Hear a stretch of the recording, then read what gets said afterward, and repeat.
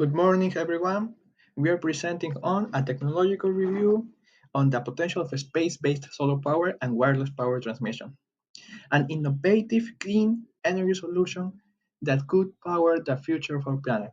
I'm Andrew Torres, joined by Mark Samba. Let's begin. Here we have the content that will be covered in this presentation, starting with why we need new energy solutions.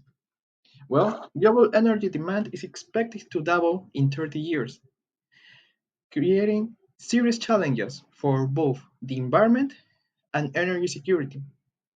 Right now, most of our energy comes from fossil fuels like coal, gas, and oil. And this heavy reliance is causing pollution to rise faster than ever, worsening the effects of climate change. This growing crisis puts ecosystems, public health, and future development at risk. To change this, the world must urgently shift toward renewable energy sources, and build a truly sustainable society.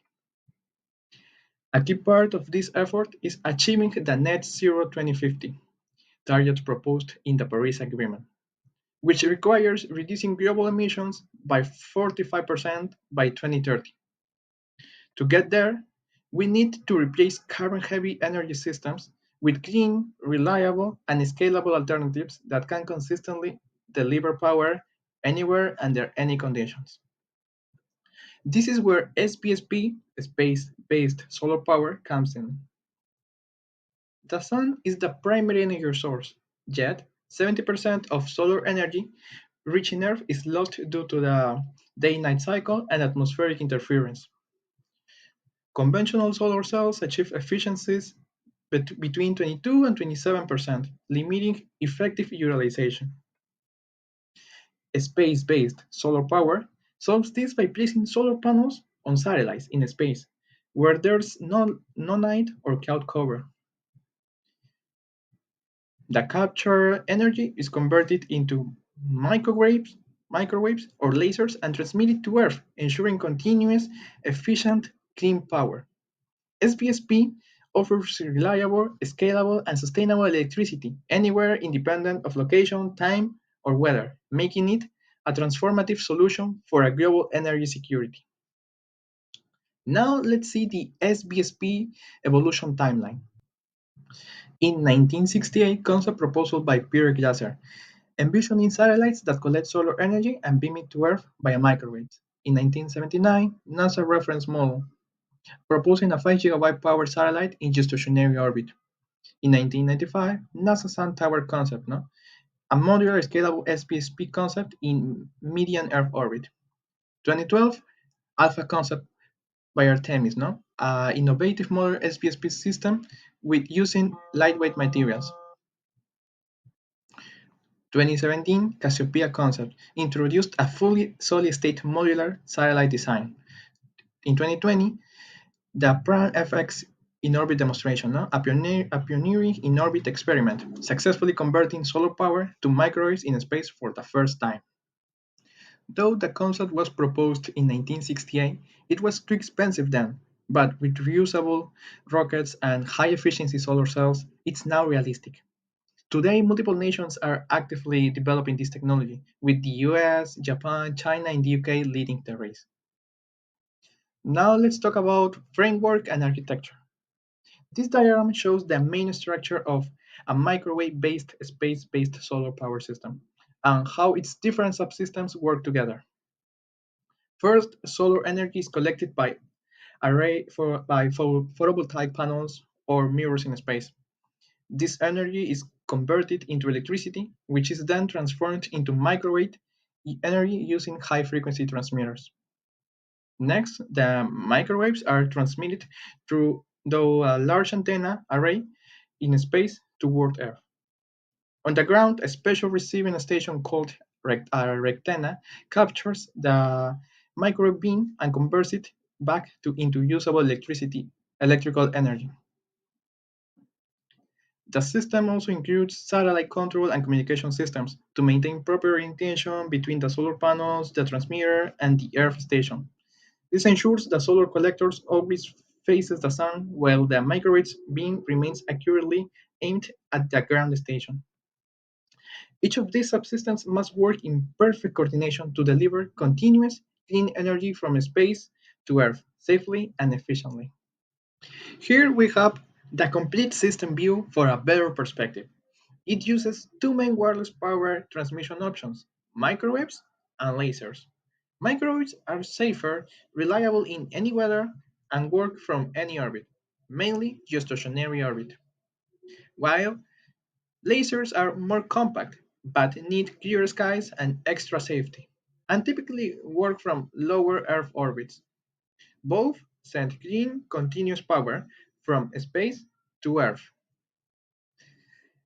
Now, my friend Mark will continue the presentation. Thanks. So now, all right, I just gotta go to the right slide. All right.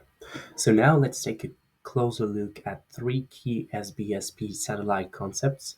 Each and every one of them has a unique approach on to harvesting and transmitting the energy, the solar power energy towards Earth. The first one is the sandwich module, which was proposed by NASA in the 1970s. It's a simple three-layer structure composed of the top layer, which harvests the solar power energy via PV cells, the middle layer, which converts DC to RF, and then the bottom layer, which is a phased array antenna, who directs the microwaves towards Earth. The what makes this design interesting is that it's really compact and vertically integrated, so it's really easy to scale, easy to assemble, and it basically laid the groundwork for more advanced models such as the Cassiopeia, which was invented in the UK. This is a fully solid state design. What it means is that there are no moving parts, and this is really useful to have a long lasting satellite. It uses high concentration PV panels and phased arrays to beam power in any direction. The satellite is very modular, robotically assembled in space, and designed to age gracefully because it has no moving parts. So there's no need for active maintenance. It's also compact and lightweight and highly efficient, which is a promising model for real-world deployment. Lastly, the last model is SPS Alpha. It was created by the American company Mankins Space Technology, and it basically the sunlight is reflected by motorized mirrors called heliostats, and they are reflected. The sunlight is reflected onto solar panels. The power is then transmitted to Earth via a gravity-stabilized phased array. What's really special and the key advantages of this concept is that the mirrors allow active thermal management, which is really important in outer space, especially when you're talking about solar systems. And the second key advantage of this technology and this concept is its flexibility. It's built from standard parts, designed for robotic upgrades, and it has a projective lifespan of over 100 years. This makes it one of the most scalable and sustainable designs that we have right now. But SBSP, what are the application of SBSP? SBSP isn't just a clean energy, as I have emphasized in the slide. It's much more than that. It's more of a strategic infrastructure. Why? Because one, it allows for deep space missions because it can deliver power to spacecrafts, stations, the ISS, rovers who are really far from the sun. Second, it can be a disaster relief power supply because it can quickly deliver electricity to areas who were hit by a natural disaster. Third, it can help off-grid communities and deliver electricity to them, such as, for instance, on islands on deserts, on even polar research stations. And lastly, last but not least, it can be a support for space manufacturing because it can deliver energy to factories in orbit and stable energy in 24/7. And that's why I've put it the a photo of Jeff Bezos because he's a strong advocate for space missions, space programs, and we've talked also in the past about moving polluting industries in outer space, and such a technology could help do that.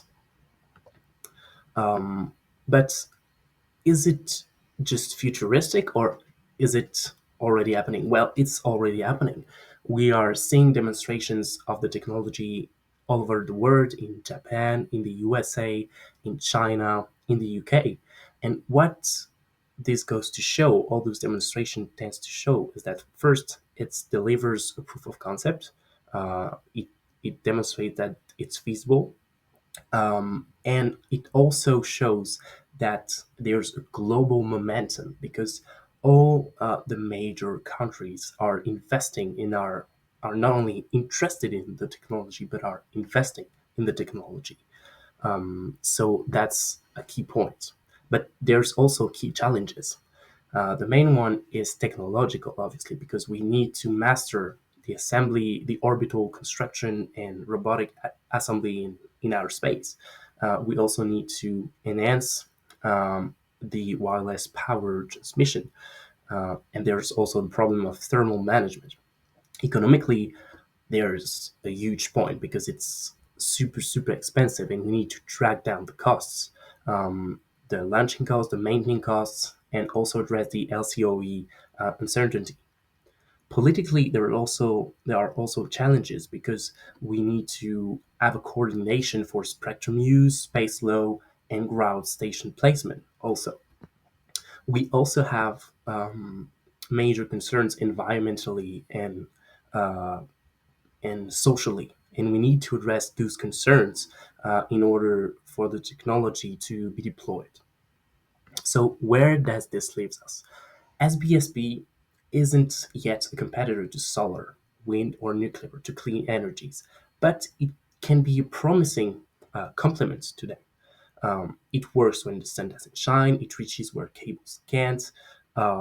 It's really, and it also provide baseload power without the controversy of nuclear energy. So it really has a lot of added value, but we still need to pilot the system. We need to lower the launch costs and the maintaining costs, and build a global framework for the deployment of the technology.